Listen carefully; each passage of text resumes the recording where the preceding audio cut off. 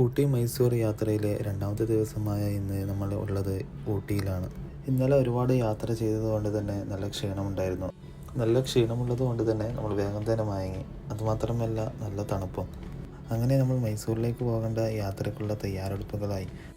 ഡ്രസ്സൊക്കെ ബാഗിലേക്ക് പാക്ക് ചെയ്ത് നമ്മൾ റൂം വെക്കേറ്റ് ചെയ്യാൻ വേണ്ടി നമ്മൾ തയ്യാറെടുത്തു. സീസൺ ടൈം അല്ലാത്തത് കൊണ്ട് തന്നെ നമ്മൾക്ക് 1500 കിട്ടിയ റൂം അത് മനോഹരമായ റൂം തന്നെയാണ്. ഒന്നും പറയാൻ അറിയിക്കാൻ പറ്റാത്ത റൂമാണ്. കാരണം ഒരു 6 പേർക്ക് സുഖമായിട്ട് കിടക്കാൻ വേണ്ടി പറ്റുന്ന റൂം നമ്മൾക്ക് 1500 കിട്ടുക എന്നുള്ളത് നല്ല ഒരു കാര്യമാണ്. അതും ഊട്ടിയിൽ. അതുമാത്രമല്ല ഇതിനും വില കുറവുള്ള സ്ഥലങ്ങളുണ്ടാവും. പക്ഷേ നമുക്ക് ഈ റൂം അത്ര നമ്മൾ 2-3 സ്ഥലത്ത് അന്വേഷിച്ച സമയത്ത് നമുക്ക് ഇതാണ് ബെറ്ററായി തോന്നിയത്. ഈ റൂം നടത്തിപ്പുകാരനെ കുറിച്ചിട്ടും 2 വാക്ക് പറയാനുണ്ട്. അദ്ദേഹത്തിൻ്റെ നല്ല ഒരു സ്വഭാവം, അതുമാത്രമല്ല എല്ലാ രീതിയിലുള്ള സഹായങ്ങളും നമ്മളെ പ്രലോഭിപ്പിച്ചു. നല്ല എല്ലാ രീതിയിലും നമ്മൾക്ക് വേണ്ട എല്ലാ സപ്പോർട്ടും കാര്യങ്ങളൊക്കെ നമ്മൾക്ക് ചെയ്തു തന്നു. നിങ്ങൾ ഊട്ടിയിൽ പോകുന്നുണ്ടെങ്കിൽ ഞാൻ നിങ്ങളെ ഈ റൂം സജസ്റ്റ് ചെയ്യാം. പക്ഷേ സീസൺ ടൈം സമയത്ത് പ്രൈസ് മാറും. നമ്മുടെ യാത്രയിലെ രണ്ടാമത്തെ ദിവസമായ ഇന്ന് നമ്മൾ പോകുന്നത് മൈസൂരിലേക്കാണ്. മൈസൂരിലേക്ക് പോകേണ്ടതുകൊണ്ട് തന്നെ നമ്മൾ 6:30 തന്നെ നമ്മൾ യാത്ര പുറപ്പെടാൻ വേണ്ടി തീരുമാനിച്ചിരുന്നു. അങ്ങനെ നമ്മൾ ബാഗൊക്കെ നമ്മൾ വണ്ടിയിലേക്ക് വെച്ചു. നമ്മൾ യാത്രക്കുള്ള എല്ലാ തയ്യാറെടുപ്പുകളും എടുത്തു. മൈസൂരിലേക്ക് പോകേണ്ടത് കൊണ്ട് തന്നെ നമ്മൾ ഗൂഡല്ലൂരിൽ താമസിക്കാമെന്നാണ് ഇന്നലെ നമ്മൾ കരുതിയത്. ആ സമയത്ത് നമ്മൾ പോകാൻ പുറപ്പെടുന്ന സമയത്ത് അവിടെ നിന്നും ഒരു ഡ്രൈവറെ പരിചയപ്പെട്ടു. അദ്ദേഹത്തിൻ്റെ നിർദ്ദേശപ്രകാരമാണ് ഇന്ന് ഇവിടെ ഊട്ടിയിൽ നിന്നത്. അത് ഏതായാലും വളരെ ഉപകാരമായി തോന്നി. ഇതാണ് നമ്മൾ താമസിച്ച കോട്ടേജ്. ഇമ്പീരിയൽ കോട്ടേജ് എന്നാണ് ഇത് പറയുന്നത്. ഈ സ്ഥലം സ്ഥിതി ചെയ്യുന്നത് അപ്പർ ബസാർ എന്ന് പറഞ്ഞ സ്ഥലത്താണ്. അതിൻ്റെ അടുക്കെ തന്നെയായിട്ടാണ് MP ഓഫീസും. അങ്ങനെ നമ്മൾ ഡ്രസ്സൊക്കെ വണ്ടിയിൽ പാക്ക് ചെയ്ത് വെച്ച് നമ്മൾ പിന്നീട് കുറച്ച് പുറത്തുനിന്ന് ഫോട്ടോസും വീഡിയോസൊക്കെ എടുത്ത് പിന്നീട് റൂമിൻ്റെ കീ കൊടുക്കേണ്ടതുണ്ട്. പിന്നീട് അദ്ദേഹത്തെ കാത്തിരിപ്പായി. 6:30 ആയതുകൊണ്ട് തന്നെ അദ്ദേഹം നല്ല ഉറക്കത്തിലായിരുന്നു. ഇവരുടെ റൂമിൻ്റെ ഡീറ്റെയിൽസ് ഞാൻ താഴെ കൊടുക്കുന്നതാണ്. നിങ്ങൾക്ക് അവരുമായി അവിടെ ഹോട്ടലിൽ പോകുന്ന സമയത്ത് നിങ്ങൾക്ക് അവരുമായി ബന്ധപ്പെടാവുന്നതാണ്. സീസൺ സമയത്താണെങ്കിൽ ഡിമാൻഡ് അനുസരിച്ച് അതിൻ്റെ പ്രൈസ് റൂമിൻ്റെ റെൻറ്റിലും പ്രൈസും മാറും. അങ്ങനെ നമ്മൾ പോകുന്ന സമയത്ത് സീസൺ അല്ലാത്തതുകൊണ്ട് തന്നെ 1500 രൂപയ്ക്ക് റൂം കിട്ടിയത്. അങ്ങനെ കുറച്ച് സമയം കാത്തിരുന്ന ശേഷം അദ്ദേഹം വാതിൽ തുറന്നു. അദ്ദേഹത്തെ കൊണ്ട് കുറച്ച് ഫോട്ടോസ് നമ്മൾ ഒരുമിച്ചുള്ള ഫോട്ടോസൊക്കെ എടുപ്പിച്ച് നമ്മൾ അവിടെ നിന്നും യാത്ര തുടർന്നു. ഈ കാണുന്നതാണ് ആ കോട്ടേജിന് പുറമേയുള്ള കാഴ്ചകൾ. നമ്മൾ വരുന്ന സമയത്ത് ഈ റോഡ് വഴിയാണ് വന്നത്. നമ്മൾ ഊട്ടിയിലേക്ക് നിന്നും ഡയറക്റ്റ് നമ്മൾ ഇങ്ങോട്ടേക്കാണ് വന്നത്. അങ്ങനെ നമ്മൾ അവിടെ നിന്നും യാത്ര കുറച്ച് മുന്നോട്ടേക്ക് പുറപ്പെട്ട് അവിടെ നിന്ന് കുറച്ച് നല്ല വിഷ്വൽസ് കണ്ടതുകൊണ്ട് നമ്മൾ അവിടെ നിർത്തി കുറച്ച് ഫോട്ടോസും വീഡിയോസൊക്കെ എടുത്തു. ഇവിടെ നിന്നാണ് നമ്മൾ ഭക്ഷണം കഴിച്ചത്. ഭക്ഷണമൊക്കെ നല്ല രുചിയുണ്ടായിരുന്നെങ്കിലും കുറച്ച് അത്യാവശ്യം നല്ല എക്സ്പെൻസ് ആയിരുന്നു. ഒരാൾക്ക് ബിരിയാണിക്ക് 260 രൂപയാണ് വില. പക്ഷേ എന്നിരുന്നാലും നല്ല രുചിയുണ്ടായിരുന്നു. അങ്ങനെ നമ്മൾ അതും കഴിച്ച് നമ്മൾ അതിൻ്റെ കാഴ്ചകൾ അവിടെ നിന്നും കാണുന്ന കാഴ്ചകളൊക്കെ കണ്ട് നമ്മൾ കുറച്ച് സമയം അവിടെ നിന്നും ചെറിയൊരു വീഡിയോസ് എടുത്തിട്ടുണ്ടായിരുന്നു. നമ്മളിങ്ങനെ എൻ്റെ ഈ വീഡിയോ കാറിലേക്ക് കയറുന്ന സമയത്തുള്ള വീഡിയോ.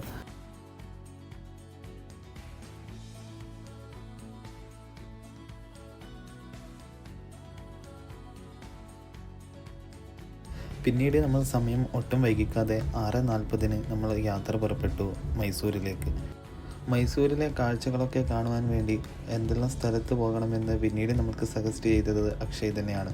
അങ്ങനെ അവൻ്റെ നിർദ്ദേശപ്രകാരം നമ്മൾ ആദ്യം പോകാൻ ഉദ്ദേശിച്ചത് മൈസൂർ പാലസിലേക്കാണ്. മൈസൂർ പാലസിൽ പോയി അവിടെ നിന്നും മൈസൂർ സൂ അങ്ങനെ കണക്ട് ചെയ്ത് പോകാമെന്നാണ് കരുതിയത്. ഗൂഡല്ലൂർ വഴിയാണ് നമ്മൾ പോകുന്നത്. രാവിലെ ആയതുകൊണ്ട് തന്നെ വണ്ടിയോ കാര്യങ്ങളോ ഒന്നും ഉണ്ടായിരുന്നില്ല. അതുമാത്രമല്ല ബ്ലോക്കും കുറവായിരുന്നു. രാവിലെ ഊട്ടിയിലൂടെ യാത്ര പോകുന്ന സമയത്ത് നല്ല ഒരു രസമായിരുന്നു. കാരണം നല്ല തണുപ്പും അതിലൂടെ ഡ്രൈവ് ചെയ്യുന്ന സംഭവം അത്യാവശ്യം അതിന് കിട്ടുന്ന നമ്മൾക്കൊരു മനോഭാവം നല്ലൊരു ഫീലായിരുന്നു. മനസ്സിന് കിട്ടുന്ന ഒരു സുഖവും അതും വേറെ തന്നെ പറയാനുള്ളതില്ലല്ലോ. നമ്മൾ നേരത്തെ ഇറങ്ങിയതുകൊണ്ട് തന്നെ ചായ കുടിച്ചിട്ടുണ്ടായിരുന്നില്ല. അങ്ങനെ നടുവട്ടമെത്തിയപ്പോൾ നമ്മൾ ആ ബസ് സ്റ്റാൻഡിൽ നിന്നും ചായ കുടിക്കാൻ വേണ്ടി അവിടെ നിർത്തി. ചായയും ലഘുകടിയും മാത്രമാണ് കഴിച്ചത്. പോകുന്ന വഴിയിൽ മറ്റെന്തെങ്കിലും കഴിക്കാമെന്ന് കരുതി. അങ്ങനെ നമ്മൾ അവിടെ നിന്നും യാത്ര തിരിച്ചു. ആ പോകുന്ന വഴിയിൽ നമ്മൾക്കായി പ്രകൃതി കാത്തുവെച്ചത് വലിയൊരു കാഴ്ചയാണ്. കാരണം അതിമനോഹരമായ കാഴ്ചയാണ് നമ്മൾ അവിടെ നിന്ന് നമുക്ക് ചുരം ഇറങ്ങുന്ന സമയത്ത് നമ്മൾ കണ്ടത്. നമ്മൾ സൈഡിലേക്ക് നോക്കിയാൽ നമ്മൾ കാണുന്നത് മൂടൽമഞ്ഞുകളാൽ മൂടൽപ്പെട്ട ഒരു പ്രകൃതി രമണീയമായ കാഴ്ചയാണ്. നിങ്ങൾക്ക് ഈ വീഡിയോയിൽ കാണാവുന്നതുപോലെ അതിമനോഹരമായ കാഴ്ചയാണ് പറഞ്ഞറിയിക്കാൻ പറ്റാത്ത ഒരു കാഴ്ചയാണ് നമ്മൾ അവിടെ നിന്നും കണ്ടത്. അതും നമ്മൾ ആസ്വദിച്ച് ഇങ്ങനെ തുടർന്നുകൊണ്ടേയിരുന്നു. യാത്ര പോകുന്ന സമയത്ത് നമ്മൾ കരുതിയിരിക്കേണ്ടത് കുറച്ച് കാര്യങ്ങളുണ്ട്. നമ്മൾ വനത്തിലൂടെയുള്ള യാത്രയൊക്കെ ചെയ്യുന്ന സമയത്ത് നമ്മൾക്ക് വെള്ളം കരുതി വെക്കണം. അതുമാത്രമല്ല നമ്മുടെ എണ്ണ കാര്യങ്ങളൊക്കെ നമ്മൾ കറക്റ്റായി മെയിൻറ്റെയിൻ ചെയ്യണം. അഥവാ നമ്മൾ എണ്ണയൊക്കെ തീർന്നിട്ടുണ്ടെങ്കിൽ, അതായത് പെട്രോളോ ഡീസലൊക്കെ തീർന്നിട്ടുണ്ടെങ്കിൽ നമുക്കത് വലിയ ഒരു തലവേദനയായിരിക്കും. അതുമാത്രമല്ല നമ്മൾ പോകുന്ന സമയത്ത് വനത്തിലൂടെ അല്ലെങ്കിലും നമ്മൾ പ്ലാസ്റ്റിക് ചാടാതിരിക്കുക. അത് നമ്മൾ പ്രത്യേകം ശ്രദ്ധിക്കേണ്ടതാണ്. ഒരുപാട് അങ്ങനെ കണ്ടിട്ടുണ്ട്. പ്രകൃതിയിലേക്ക് നല്ലവണ്ണം സൂക്ഷിക്കേണ്ടതുണ്ട്. പിന്നെ നമ്മൾ കണ്ടത് പെയിൻ ഫോറസ്റ്റുകളുടെ ഒരു മേഖലയാണ്. ഒരുപാട് നീളത്തിൽ ഒരുപാട് കിലോമീറ്ററോളം നീണ്ടു കിടക്കുന്ന പെയിൻ ഫോറസ്റ്റുകളുടെ കാഴ്ചയാണ് നമ്മൾ പിന്നെ അവിടെ നിന്ന് നമ്മൾ കാണുന്നത്. അവിടെ ഒരു റോഡൊക്കെ ചെറിയ പൊട്ടിപ്പൊളിഞ്ഞ കുറച്ച് റോഡുകളായിരുന്നു.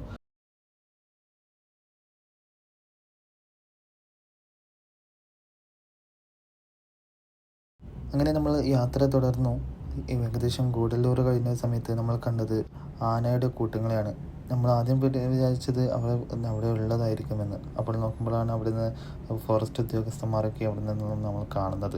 അവിടെ നിന്ന് അവർ ആനയ്ക്ക് വേണ്ടിയുള്ള പരിചരണങ്ങളൊക്കെ നടക്കുന്നുണ്ട്. അത് നമ്മൾക്ക് ഒരു കൗതുകമായിട്ടുള്ള ഒരു കാഴ്ചയായി നമുക്ക് തോന്നി. നിങ്ങൾക്ക് കാണാവുന്നതുപോലെ ഒരുപാട് ആനകളും നമ്മൾ അവിടെ നിന്ന് കണ്ടു. അത് കൗതുകത്തോടെ കാണുവാൻ വേണ്ടി ഒരുപാട് പേര് അവിടെ നിന്നിട്ട് ഫോട്ടോയും വീഡിയോ ഒക്കെ എടുക്കുന്നുണ്ടായിരുന്നു.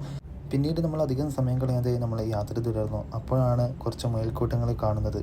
അതും നമ്മൾക്ക് ആനയെ കണ്ടപ്പോൾ തന്നെ നമ്മൾക്ക് ഏകദേശം നമ്മുടെ ഈ ഇന്നത്തെ ദിവസത്തെ യാത്രയിൽ ഒരു മനസ്സംതൃപ്തി തോന്നി. കാരണം നമ്മൾക്ക് ഇന്നലെ അധിക കാഴ്ചകൾ കാട്ടിലൂടെ യാത്ര ചെയ്യുന്ന സമയത്ത് നമുക്ക് കാണുവാൻ വേണ്ടി പറ്റിയിട്ടുണ്ടായിരുന്നില്ല. ഇന്നത്തെ ദിവസം നമുക്ക് തുടർന്നുള്ള യാത്രയിൽ ഒരുപാട് കാഴ്ചകൾ കാണാമെന്നാണ് നമ്മൾക്ക് മനസ്സിൽ കരുതിയത്. അങ്ങനെ നമ്മൾ യാത്ര തുടർന്നു. ഒരുപാട് വീഡിയോ ഈ യാത്രയിൽ നമുക്ക് ഷൂട്ട് ചെയ്യാൻ വേണ്ടി പറ്റുന്ന സാഹചര്യമല്ലായിരുന്നു. കാരണം പവർ ബാങ്ക് എടുക്കാത്തതാണ് കാരണം. ഐഫോണിലായതുകൊണ്ട് തന്നെ വേഗം തന്നെ ചാർജ് ഇങ്ങനെ കഴിയുന്നുണ്ടായിരുന്നു. അങ്ങനെ നമ്മൾ ഒരുപാട് നേരത്തെ യാത്രയ്ക്ക് ശേഷം നമ്മൾ കുറച്ച് റെസ്റ്റ് എടുക്കാനൊന്ന് ഫ്രഷ് ആകാൻ വേണ്ടിയിട്ട് അവിടെ കാണുന്ന ഒരു ഫോറസ്റ്റ് ഏരിയയിലുള്ള ഫ്രഷ് റൂമിലേക്ക് പോയി. അങ്ങനെ അവിടെ നിന്ന് ഫ്രഷപ്പ് ഒക്കെ കഴിഞ്ഞ് നമ്മൾ പിന്നെയും യാത്ര തുടർന്നു. അപ്പോഴേക്കും ഏകദേശം 9 മണിയായിട്ടുണ്ടായിരുന്നു. അങ്ങനെ യാത്ര ഒരുപാട് മുന്നോട്ടേക്ക് പോയി. അപ്പോഴാണ് നമ്മൾ റോഡ് സൈഡിൽ ഒരു ആനയെ കണ്ടത്. പോകുന്ന വഴിയിൽ നമ്മുടെ വശത്തായിട്ടാണ് ആന ഉണ്ടായിരുന്നത്. അങ്ങനെ നമ്മൾ യാത്ര മെല്ലെ അവിടെ നിന്ന് കുറച്ച് സ്ലോ ആക്കി. കാരണം എങ്ങാനും ആന റോഡിന് കുറുകെ വന്നാൽ നമ്മൾക്ക് പണിയാണല്ലോ. അതുകൊണ്ട് തന്നെ നമ്മൾ യാത്ര മെല്ലെയാണ് പോയത്.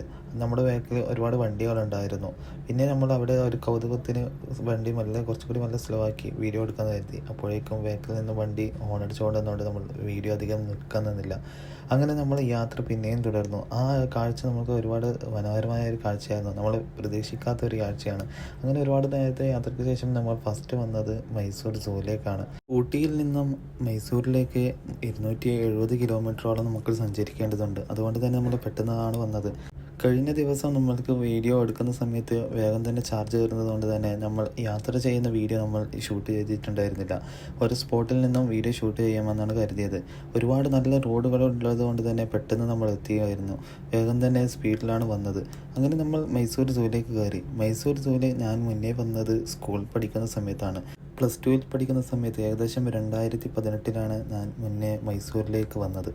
പഴയ മാതിരി തന്നെയാണ് മൈസൂർ സൂവിലുള്ളത്. എന്നാലും അടിപ്പാതയൊക്കെ വന്ന് പാർക്കിങ്ങിൻ്റെ അടുക്കൽ നിന്ന് സ്റ്റാർട്ട് ചെയ്ത് അടിപ്പാതയൊക്കെ വന്നതുകൊണ്ട് ഒരുപാട് ചെറിയ മാറ്റങ്ങളൊക്കെ വന്നിട്ടുണ്ടായിരുന്നു. അങ്ങനെ നമ്മൾ ഒരുപാട് മൃഗങ്ങളെ കണ്ടു. അങ്ങനെ ഓരോന്നും നോക്കുന്ന സമയത്തും എല്ലാം ഉറക്കത്തിലാണ്. നമ്മൾ പോകുന്ന സമയത്ത് ഒരുപാട് സ്കൂൾ കുട്ടികളും അതുപോലെ തന്നെ ഒരുപാട് ട്രാവലേഴ്സും അവിടെ ഉണ്ടായിരുന്നു. 157 ഏക്കറിലധികം സ്ഥിതി ചെയ്യുന്ന മൈസൂരിലെ സൂ ഒഫീഷ്യലായി അറിയപ്പെടുന്നത് ശ്രീ ചാമരാജേന്ദ്ര സുവോളജിക്കൽ ഗാർഡൻ എന്നാണ്. ഇന്ത്യയിലെ ഏറ്റവും പുരാതനമായ സൂ ആണ് മൈസൂരിലെ സൂ. 1892 മഹാരാജ ചാമരാജേന്ദ്ര വാദിയാറാണ് ഇതിൻ്റെ പണി കഴിപ്പിച്ചത്. മൈസൂർ പാലസിൽ നിന്നും 700 മീറ്റർ അകലെയാണ് മൈസൂർ സൂ സ്ഥിതി ചെയ്യുന്നത്. 1400 ആനിമൽസാണ് ഇതിലുള്ളത്. 8:30 മുതൽ 5:30 വരെയാണ് ഇതിൻ്റെ ടൈമിംഗ് വരുന്നത്. എല്ലാ ചൊവ്വാഴ്ചയും അത് അവധിയായിരിക്കും. അതുമാത്രമല്ല 100 രൂപയാണ് ടിക്കറ്റ് ചാർജായി വരുന്നത്. 1400 ആനിമൽസ് ഉള്ളത് കൊണ്ട് തന്നെ നമ്മൾ ഒരുപാട് കാഴ്ചകൾ നമുക്ക് അവിടെ കാണുവാൻ വേണ്ടി പറ്റും. ഒരുപാട് തരം മൃഗങ്ങളൊക്കെ കാണുവാൻ വേണ്ടി പറ്റും. ഏകദേശം 3 മണിക്കൂർ മുതൽ 4 മണിക്കൂർ വരെ നമ്മൾക്ക് നടന്ന് കാണുവാൻ വേണ്ടിയുള്ളതുണ്ട്. അതുമാത്രമല്ല പ്രായമായവർക്കൊക്കെ ഇലക്ട്രിക്കൽ വെഹിക്കിളുണ്ട്. അവിടെ പ്രത്യേകം ചാർജ് നമ്മൾ കൊടുക്കേണ്ടതുണ്ട്. അങ്ങനെ നമ്മൾ യാത്ര തുടർന്നു. ഓരോ കാഴ്ചകളും നമ്മൾക്കൊരു മനോഹരമായി തോന്നി. ഇവിടത്തേക്ക് വരാനുള്ള ബെസ്റ്റ് ടൈം എന്ന് പറയുന്നത് ഒക്ടോബർ മുതൽ മാർച്ച് വരെയുള്ള സമയമാണ്. ആ സമയത്ത് കുറച്ച് നല്ല തണുപ്പായിരിക്കും. ആ സമയത്ത് വരുന്നതായിരിക്കും നല്ലത്. കാരണം ചൂടായാൽ നമുക്കധികം നിൽക്കാൻ തോന്നുകയില്ല.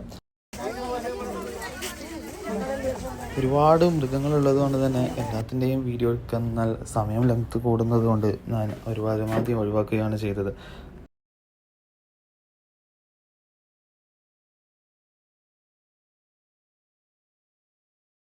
ഏകദേശം 3 മണിക്കൂറോളം നമ്മൾ കാഴ്ച കണ്ട് നമ്മൾ അവസാനം കാണുന്നത് ജിറാഫിനെ ആയിരിക്കും. അങ്ങനെ നമ്മളതും കണ്ട് നമ്മൾ നേരെ അടുത്ത സ്പോട്ടായ മൈസൂർ പാലസിലേക്ക് പോയി. മുന്നേ പറഞ്ഞതുപോലെ പോകുന്ന വഴിയൊന്നും നമ്മൾ വീഡിയോ ഷൂട്ട് ചെയ്തിട്ടില്ല. ചാർജിങ് പ്രശ്നമുള്ളത് കൊണ്ട് തന്നെ നമ്മൾ ഒഴിവാക്കിയാണ് ഉണ്ടായത്. നമ്മൾ എൻട്രി ടിക്കറ്റൊക്കെ എടുത്ത് നമ്മൾ എൻ്റർ ചെയ്യുന്ന സമയത്ത് നമ്മൾക്ക് കാണുന്ന ആ വിഷ്വൽസ് അത് അതിമനോഹരമാണ്. അത് പറയാൻ വേണ്ടി പറ്റാത്ത രീതിയിലാണ്.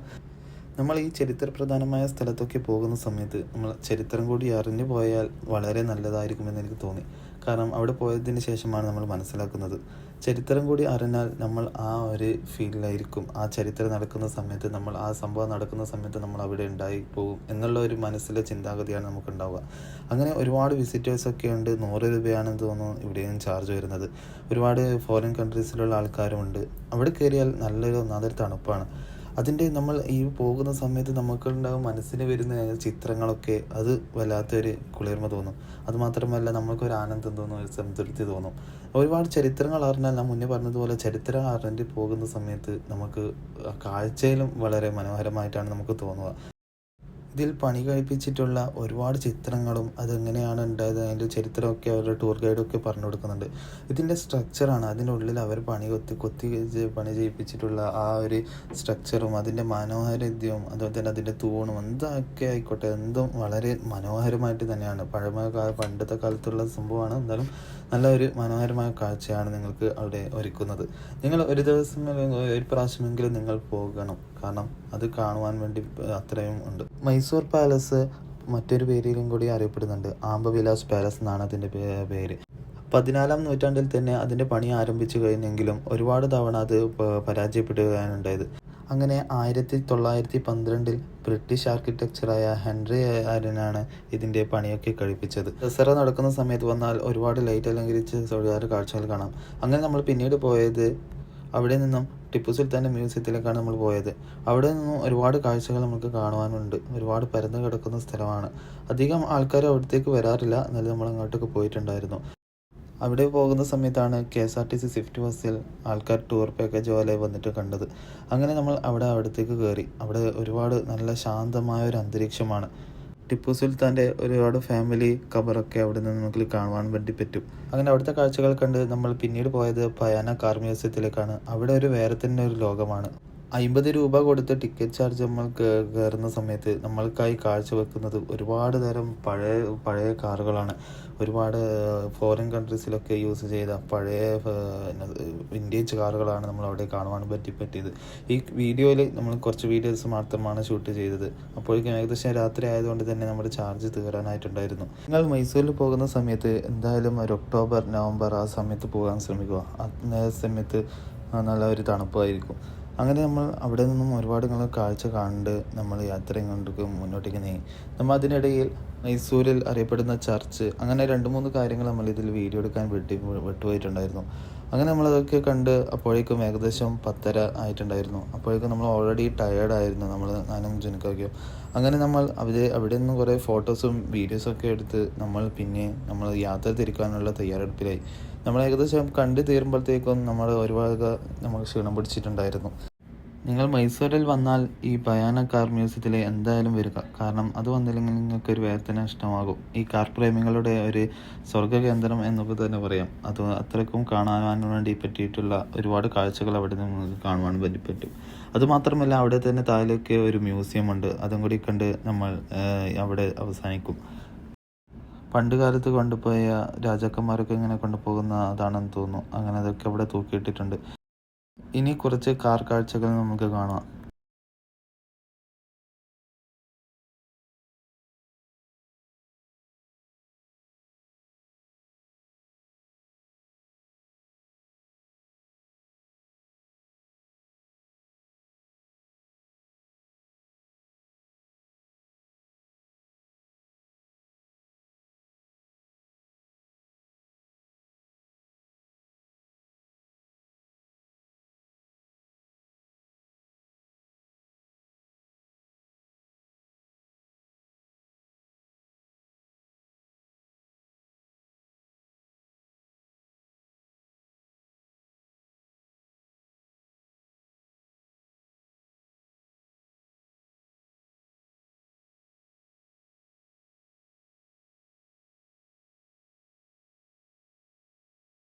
ഏകദേശം നമ്മൾ കണ്ട കാഴ്ചകളൊക്കെ കണ്ട ശേഷം നമ്മൾ യാത്ര വീട്ടിലേക്ക് തിരിച്ചു.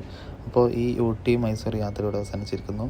ഇതുവരെ കണ്ട എല്ലാവർക്കും ഒറ്റ വാക്കിൽ നന്ദി പറഞ്ഞുകൊണ്ട് ഈ വീഡിയോ അവസാനിപ്പിക്കുന്നു. Thank you, by.